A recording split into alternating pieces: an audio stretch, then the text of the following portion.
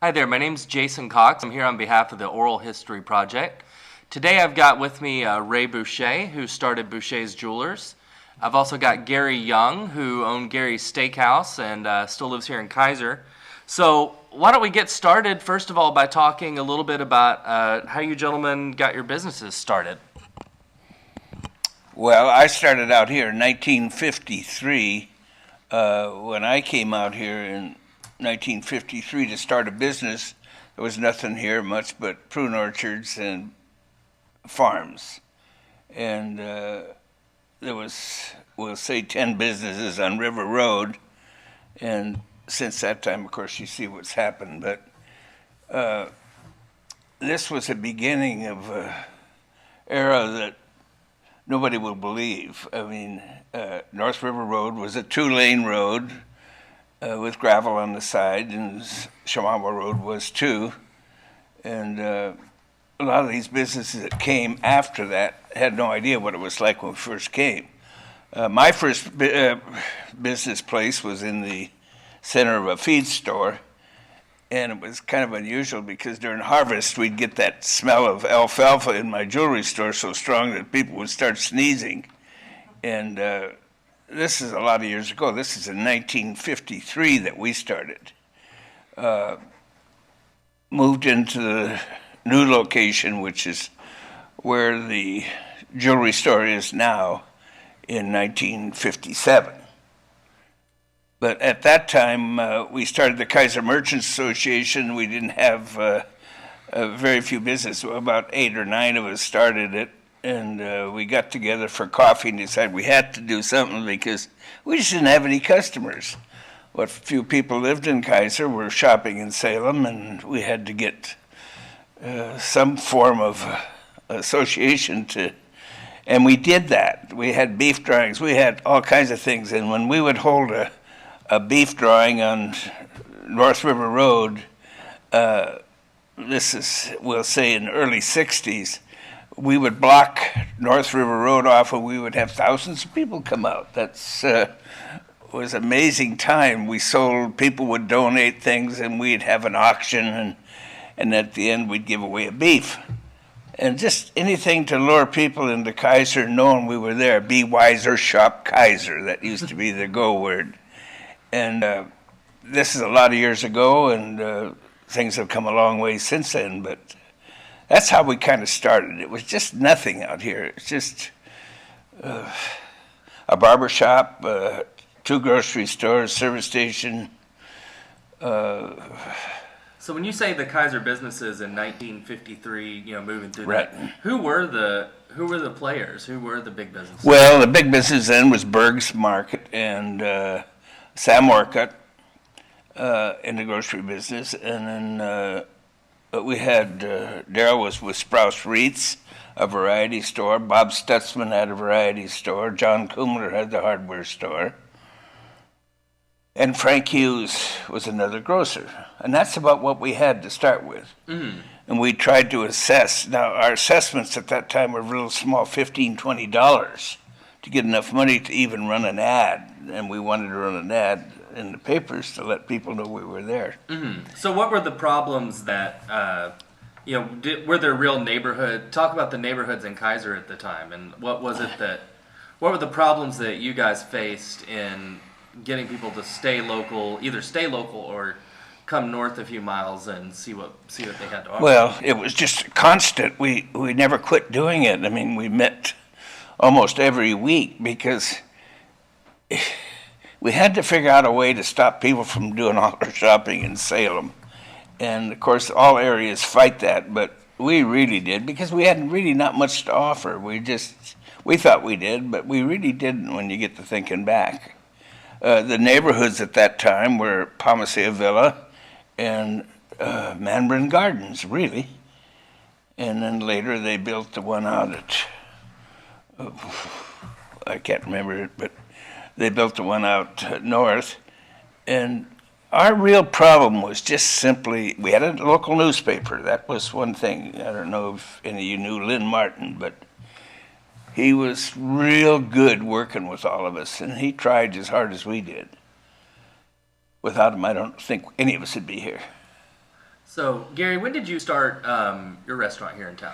I opened up in 1964, and at that point, Kaiser was growing, and there was a lot of development, I think, at that time, and shortly after, I think Willark was pretty new, and the golf course had just been opened a couple of years, so it was new, and certainly was drawing people into the area. And I got involved with the merchants, and in fact, at one time, I can remember pencil and pad being the secretary without virtually no experience. But it was a lot of fun, and it was a good group. And even back then, I think one of the things that was so impressive about the Kaiser area was how people volunteered. I point that out today, that we still should be centering on some of that, and I think we do a pretty good job of it. But at any rate, that was my beginning with the Kaiser Merchants.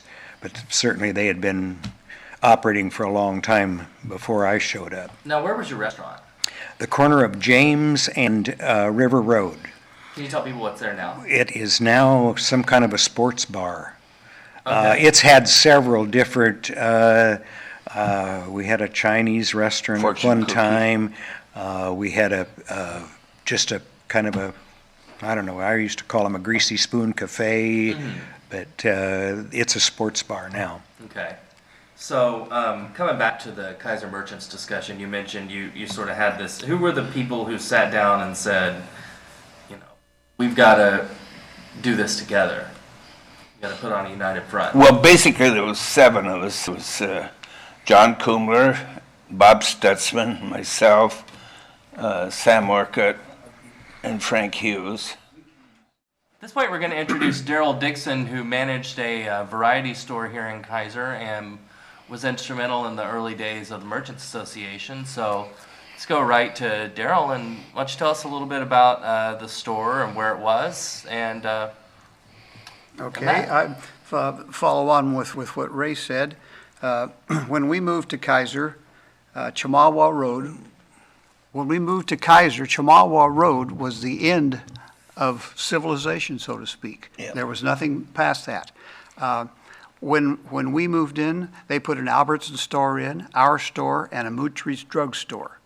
And there was nothing farther out river than that. so what was the name of your store? Sprouse Wright's Variety Stores. It was a chain, gone now, but was quite active on the West Coast.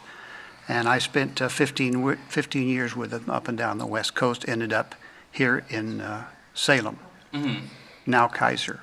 The store that I had is now Ace Hardware. And every once in a while I mention that to them.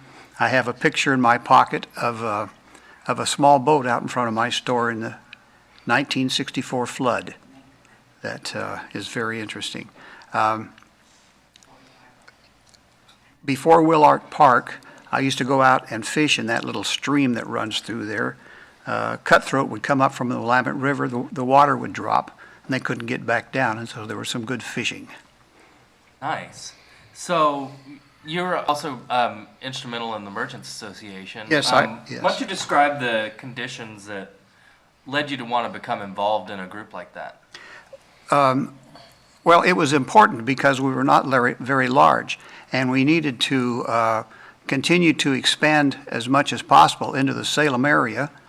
It was difficult getting people to come out to our area to shop. It was just far enough away that they just had to drive by some other businesses to get here. It was a very active association, those of us who were in it.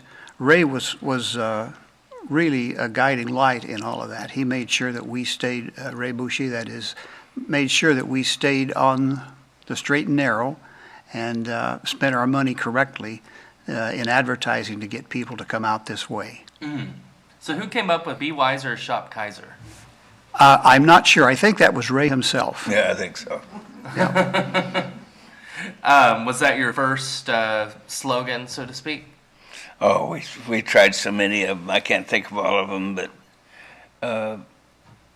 see, it was instrumental to us when Kaiser expanded, like he said. We got Albertsons, and then Moutry's moved down there, and then Sprouse Reeds into where that used to be a little farm that sat on the corner there, owned by Owen Canoy, and all it was a house and a barn.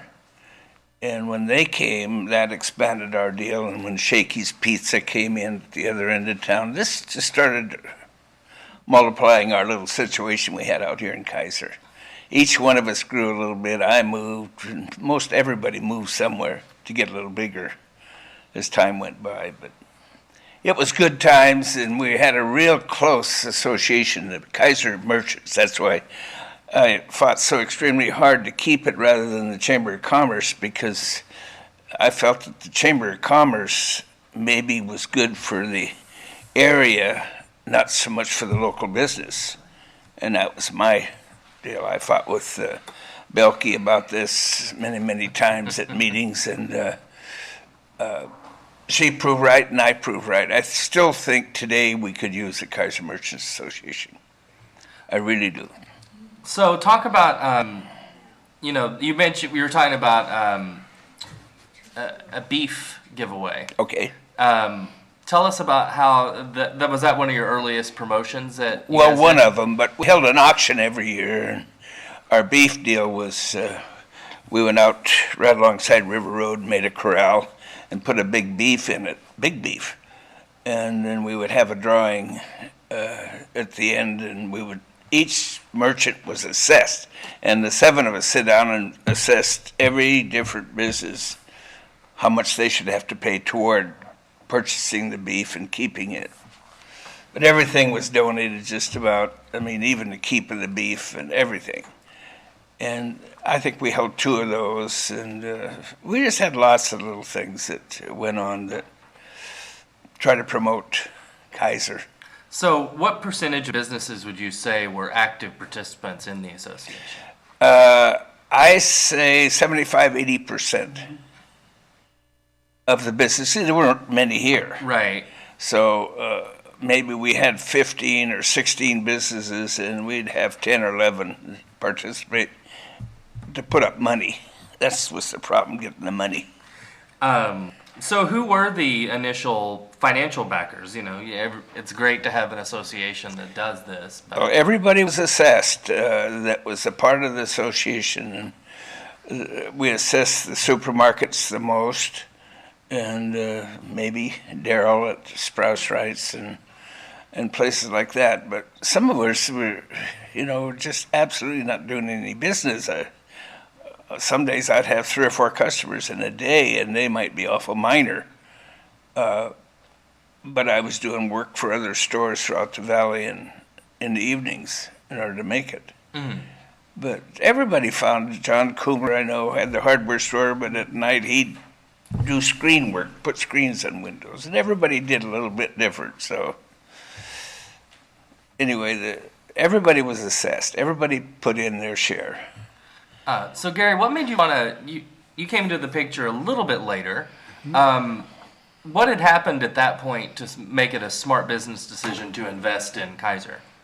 I had just, I guess, heard about these businesses at that time in California, where I'm from, and this looked like a good spot to expand, and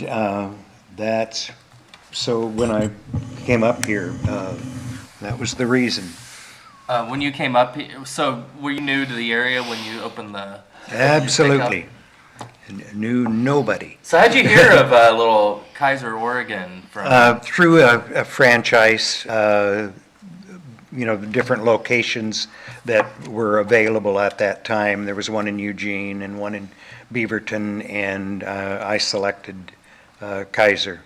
Okay. So tell me about the parade. How did this get, the parade, how did that get started?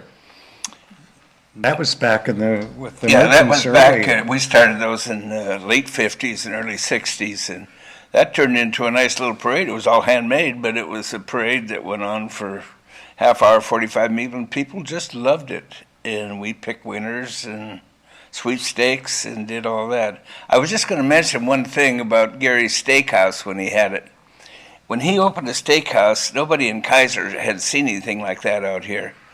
The first night that he opened, I was in the same plaza as his, and people were lined up on the sidewalk clear around the block in front of my place to get in there.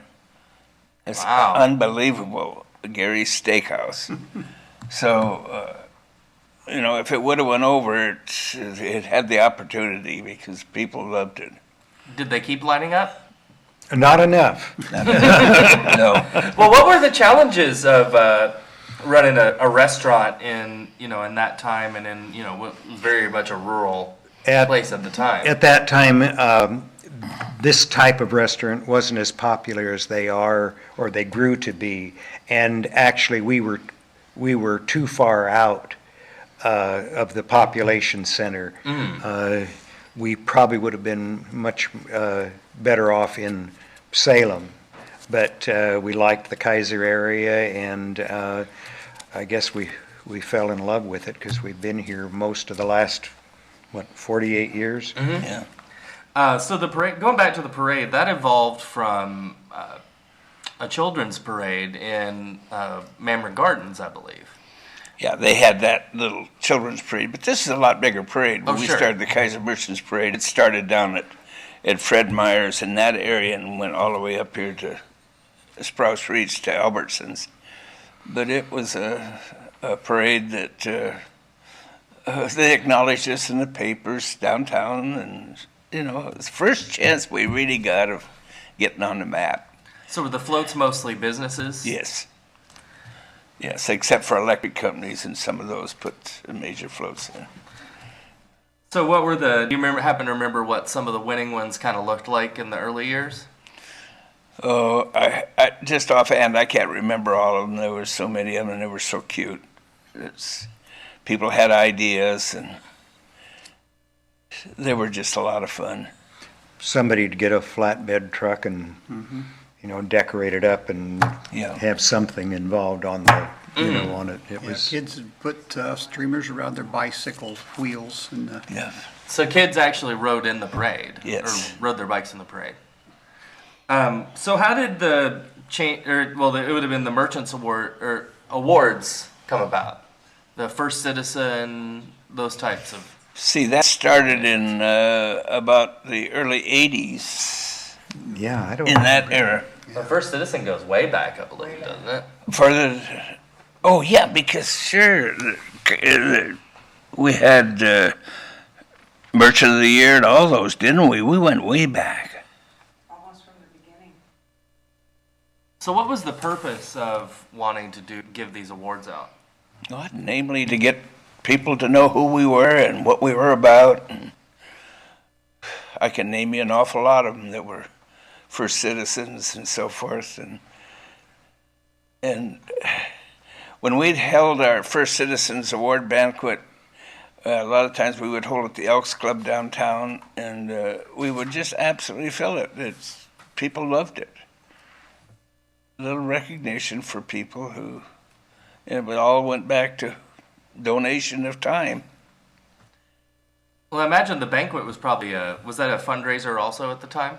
Well, not the banquet itself wasn't really a fundraiser. We tried to put that on as cheap as possible, so there was no money made there. But it was tough. Money was tough. It was what we were all about. Assessments, and wherever we could find our way to make a few bucks. And one of them we held a circus, and that was a money-making deal. But we'd spent about $3,500 putting on the circus and so forth, and we had, going into the last day, we were just sunk. The weather was bad going into the last day. Now, when was the circus? You asked me the year, I can't remember, but you remember, Jen? It probably was in the 70s. Yeah. But we held that down on Chemawa Road in the park. And God, people at the last day turned out, and for the whole thing, we come out $1 or something ahead for the for the deal, and so we held a big party, and just things like that, and people were so close then. So what were you talk about the assessments. What did it cost to put an ad in? You had 2 papers down in Salem. You had the Kaiser News. So what was your budget for trying to do ads? Well, as far as merchants putting ads, we didn't have much of a budget for that. It was more individual deals. Each one of us would try to every once in a while buy a deal in the downtown paper, but most of us did it every week in the Kaiser Times. Well, this wraps up this episode for the Oral History Project. I want to thank you for watching and thank our participants as well for coming. You can check this out at KeizerTV.com, Kaiser 23, in the library at the Kaiser Heritage Center or in the Kaiser Heritage Museum. Thank you very much.